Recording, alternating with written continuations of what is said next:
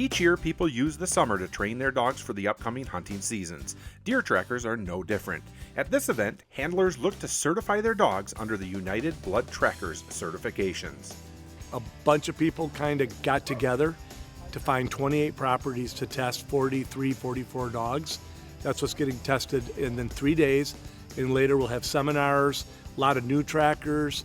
We're teaching, best practices to recover the most deer for the hunter. That's our goal. We want to put deer on tailgates for hunters. We all have a passion. A lot of us are hunters ourselves. Many of us hunted and quit or nearly quit, that being that myself. Tracks are laid out using special shoes. A deer hoof is strapped to each one of the shoes and walked through the woods, simulating a wounded deer. Depending on the certification, track jobs may be somewhat simple to very complex. This takes the cooperation of many landowners around the area. Al Sherman is one of the judges and explained the requirements of a UBT2 certification. It's a UBT2. It's a minimum of 800 yards. There's at least 3 90-degree turns. Okay. I say at least 3, there could be more. There's 2 wound beds. It's a pass-fail test. The criteria that are required are that the dog has to positively follow the line and indicate the target. In other words, you can't just wander around the woods with your dog and accidentally find the deer hide, which is what the simulated deer is, a deer hide. We used hooves and 3 ounces of blood. Full disclosure, we used cow blood. Although many people would commonly refer to these dogs as blood trackers, the dog is actually tracking the individual deer by their scent given off by a gland in between their hooves. The handler is given a very common story that they'll hear from a hunter to start the test track. All of a sudden, a gigantic buck walked out of the woods over there, the biggest buck I've ever seen. And, I started crying, shaking. I knew I had to have him. And I was waiting for the perfect shot because I'm an ethical hunter. And I took us another sip of my beer, and he stopped right where that orange flag is. And I let him have it with the 6.5. And I have no idea where I hit him because I was so freaked out. The adrenaline was flowing. I pretty much know he ran straight that way into the woods because, I really waited a long time to track him because I know you guys say we should wait. Yep. So I gave him a full 20 minutes. From the story he was given, Alan Perry takes his dog Hunter to sort out the track and begin to work it. Observers hang back so as not to contaminate the scent trail. The handler has to read his dog and understand what he's seeing from the mannerisms of the dog. So the dog missed a 90-degree turn, so the judge recalled him back, got him back to the point where the judge knew the turn was, and gave the hunter or the tracker a chance to restart. And hopefully the dog is back on, but it looks like now it's going to be a second call back. So the dog's obviously focused on something there when the target went that way. Alan and his wife Linda have been at this for a while and found tracking to be their go-to hobby throughout the fall.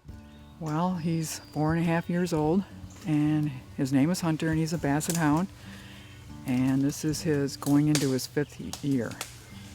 Nice. So has he been on a lot of tracks? Yes, he has. We get a lot of tracks. We're about 60%, and that'll work. That's great. Yeah, they love it. Hunting has been a no-go for us. Even better than hunting, huh? I love it. I like the tracking part of it. Why is that? What do you enjoy about the hounds? Well, tracking keeps a lot of exercise for me. I'm not sitting in a tree stand anymore, and I'm not against hunting. I love hunting, but this is a lot more fun because there's a lot of rewards at the end for the hunter and for my dog and my husband. The good news is that was a fabulous UBT2. The bad news is you guys disappeared and couldn't keep up. Thank you for making it easy on me. That was a pretty easy call. We don't see a lot of bassets, and I'm shocked at how fast a basset can track. I was thinking, oh good, I'll be able to keep up with this guy. I had to actually step it up a couple of times. The 2 best things about the track were the dog he's really easy to read. I mean, it's the first time I've ever seen the dog, and granted I watch tracking dogs a lot, but wow, other than that first turn where, even superstar dogs, like we said, they, the best dogs in the world will get rambunctious on that first run, and you get in that catch-22 situation where you really trust your dog, So you follow him a long way. And like I said, I even tell the hunters, I trust this dog. He's tracking beautifully. On that first run, I'm going to follow him a long way. But very often, all dogs will miss that first turn because they're excited to be out of the box, they're excited to be out of the truck, they got their harness on, they know it's a dead deer because they smell it, and they just take off and they miss that first turn. That's something to be aware of. I mean, have I done it? Absolutely. I followed my dog a half a mile and said, wait a minute, this doesn't look right all of a sudden. What's going on here? I haven't seen anything on the ground. So I take him back to the spot where he looked good, or the last spot where I saw some known sign, and I restart him. It's the hardest decision in tracking to make. You know that. It is. When do I turn? When do I pull the dog? Because we've all pulled the dog off the right line, and the dog said, "What are you doing?" Now that's another thing I've noticed about. He's very tolerant. You pulled him off a couple of times. Yes. Even back here, this was just a little kind of simulated J hook we put in. Sure. You know, a lot of deer will do that J hook off the trail and lay down and watch their back trail while they die. Yeah. It wasn't much. I mean, he nailed the track up to this point.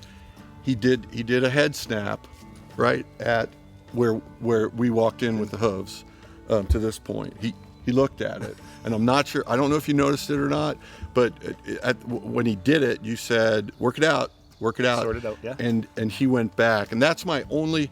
And you know, I don't even know if this is a critique item because this is such a decent tracking dog. I mean, he's really good. I mean, if he hasn't found a lot of deer, he's really going to find a lot of deer.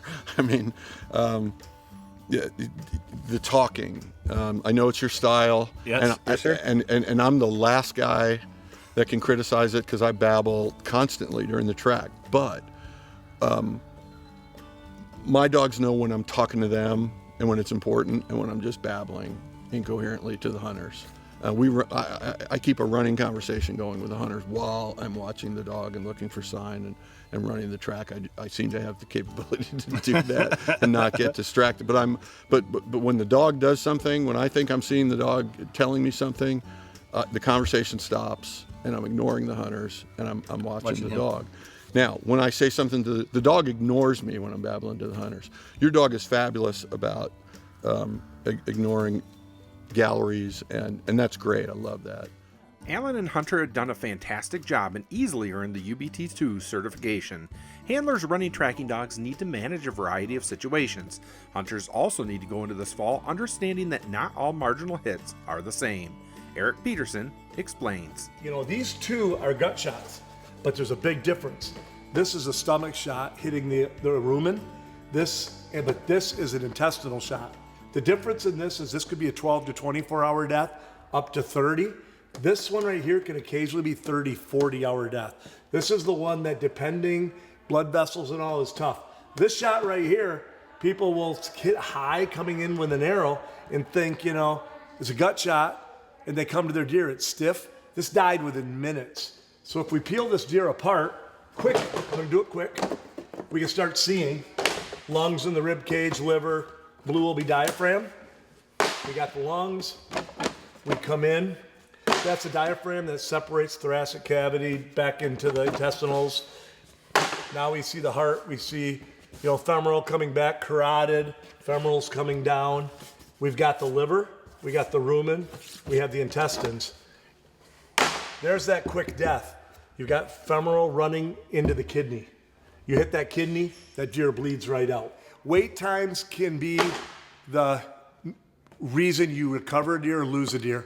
The sad thing is many deer are lost because of excited hunters that go too quick.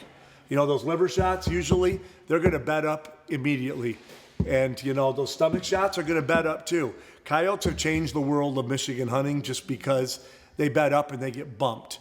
But they're still not gonna be as far. But when you jump a gut shot and even a liver shot, if you double jump them, they're off property, they can be miles out, making harder recoveries.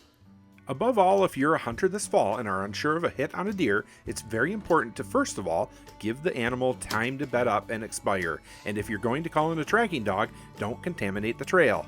Call an experienced handler and discuss it with them.